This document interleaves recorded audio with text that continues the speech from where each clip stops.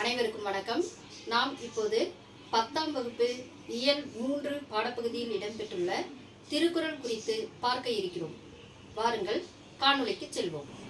10ஆம் வகுப்பு இயல் 3 பாடப்பகுதியில் உள்ள திருக்குறள் பகுதியில் நாம் பார்க்க இருக்கும் அதிகாரம் மெய் உணர்தல். இந்த மெய் உணர்தல் என்ற அதிகாரம் துறவறவியல் என்ற இயல் பகுதியில் அமைந்துள்ளது. இதில் இடம்பெற்றுள்ள 2 திருக்குறள்களை நாம் பார்ப்போம். முதல் குறள், எப்பொருள் எத்தன்மை தாயினும் அப்பொருள் மெய்ப்பொருள் காண்பது அறிவு என கூறுகிறார். அதாவது மெய்யுணர்தல் என்றால் மெய் என்றால் உண்மை என்று ஒரு பொருள் உண்டு, உடல் என்று ஒரு பொருள் உண்டு. இங்கு மெய் உணர்தல் என்ற தலைப்பில் திருவள்ளுவர் உண்மையை அறிதல் என்ற பொருளில் கையாண்டுள்ளார். அதாவது எப்பொருள், பொருள் என்பது இங்கு செய்தியை குறிப்பிடுகிறது. எந்த செய்தியை, எப்பொருள் என்றால் எந்த செய்தியாயினும் எத்தன்மை தாயினும், அதாவது அந்த செய்தி எப்படி காணப்பட்டாலும் ஒரு செய்தி நமக்கு எந்த வகையில் நம்மை வந்து அடைந்தாலும் அப்பொருளின், அந்த செய்தியின் மெய்ப்பொருள், அதனுடைய உண்மையான இயல்பு என்ன என்பதை ஆராய்ந்து தெளிவடைவதே நம்மளுடைய அறிவாகும் என கூறுகிறார்.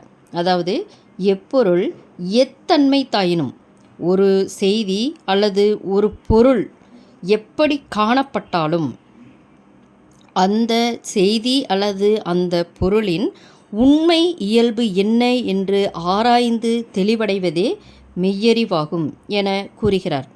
அதாவது நாம் ஆங்காங்கு சந்திக்கும் நபர்கள், பகட்டான ஆடை அணிகலன்களை அணிந்த நபர்களை பார்த்தோமானால் அவர்களுக்கு ஒரு மரியாதையும், கந்தல் ஆடைகளை அணிந்திருக்கும் நபர்களை பார்த்தால் அவர்களுக்கு ஒரு விதமான அலட்சியப்படுத்தப்பட்ட ஒரு மரியாதையும் நாம் தருவதை நாம் பார்த்து கொண்டிருக்கிறோம். ஆனால் அப்படி இல்லாமல் அவர்களினுடைய உண்மையான இயல்பு, உண்மை குணம் என்ன என்பதை கண்டறிந்து அந்த குணத்திற்கு ஏற்பவே நாம் அவர்களுக்கு மரியாதையை செலுத்த வேண்டும். இதையே இம்மாதிரியான பொருளிலேயே இக்குறட்பாவை நம் வள்ளுவர் எடுத்து உரைக்கின்றார். அடுத்ததாக ஒரு குறட்பாவில் காமம், வெகுளி, மயக்கம் இவை மூன்றன் நாமம் கெட கெடும் நோய் என கூறுகிறார். அதாவது காமம், வெகுளி, மயக்கம். காமம் என்றால் ஆசை, பார்க்கும் பொருள், பார்க்கும் அனைத்து பொருள்களின் மேலும் நாம் ஆசை வைப்பது இந்த காமம். வெகுளி என்றால் கோபம், நம்மிடையே தோன்றும் நம் அறிவை மறைக்கும் கோபம். மயக்கம் என்றால் இவ்விடத்தில் அறியாமை என்ற பொருளில் பயன்படுத்துகிறார். மயக்கம், இந்த ஆசை, கோபம், அறியாமை, இந்த 3 குற்றங்களையும், இந்த நாமம் என்று இந்த இவ்விடத்தில் 3 குற்றங்களையே நாமம் என்று கூறுகிறார். இந்த 3 குற்றங்களையும் நாம் அறவே ஒழித்துவிட்டால், நம் மனதிலிருந்து இந்த 3ஐயும் நாம் அறவே ஒழித்து விட்டோமானால் எல்லா துன்பங்களும் ஒழிந்து போகும்.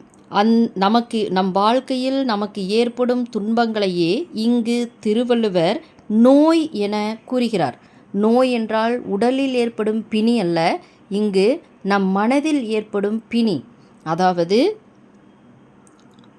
ஆசை, கோபம், அறியாமை, இந்த 3 உணர்வுகளையும் நம் மனதில் தோன்றாமல் நாம் மனதை அடக்க பழகிக்கொண்டோமானால் நமக்கு தோன்றும் அனைத்து வகையான துன்பங்களும் ஒழிந்து இல்லாது போய்விடும் என இந்த மெய் உணர்தல் என்ற அதிகாரத்தில் இவ்வாறு கூறுகிறார்.